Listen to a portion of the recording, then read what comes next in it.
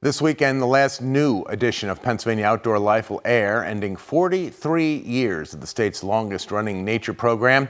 In this week's Stop on the Pennsylvania Road, Jon Meyer talks with host Don Jacobs about the success of the show and his career. Good evening, everyone. I'm Don Jacobs. And I'm Stan Sola.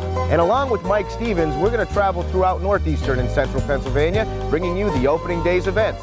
Stan? For 43 years, Pennsylvania Outdoor Life has taken us on an adventure.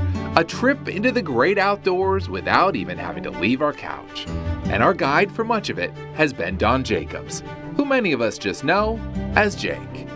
So the year I started, 1982, they started Pennsylvania Outdoor Life. So I was working in the newsroom. I was the assignment manager for 8 years.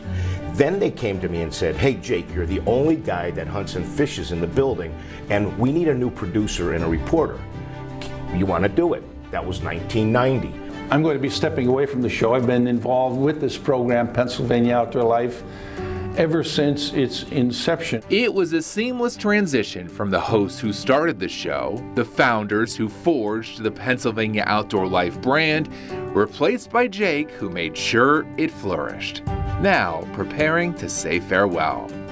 Jake, it just has to be surreal sitting here in the cabin and knowing this journey you've been on at WNEP is coming to an end. It is more than surreal. You have to remember, we take things personally. This has been my life. It's been my challenge. It's been exciting. An excitement that was infectious for us, the viewers. Jake made us feel like we were part of the hunt, on the boat for the catch. I went everywhere, we did everything. We got involved with research about all kinds of animals, for deer, elk, rabbits, pheasants. We got to handle them and show people in their living rooms what these animals were and why we're studying them. Like, just think about what has transpired in the 35 years that I've been on the show. I just love it. I loved it. I think I'm here to John. There we go. Good boy. Thanks. Good boy. Good boy. I was lucky enough to be a guest, out for a pheasant hunt in 2006. A successful one. Congratulations. Thanks. Yeah. The thing about Jake, he formed an immediate bond with anyone who was a focus of the show. They became friends. To all those who hunted, fished, or adventured with him, he says this. Thank you. I mean, they made television really easy. You made education really easy. You have been there when I needed a story and I call and say, "Hey, I don't have a story. Can you take me out in your boat?" Can one of the guides that I've done stories with, and they'll say, "Yep, I can fit you in and we'll go and we'll fish for this." As he wraps up his career, Jake's gratitude goes beyond just the show. There were the tens of thousands of people who came to the Pennsylvania Outdoor Life Expos, a chance to meet the viewers in person, and the thousands of viewers who donated to the telethons he helped host, MDA, and of course, St. Joseph Center.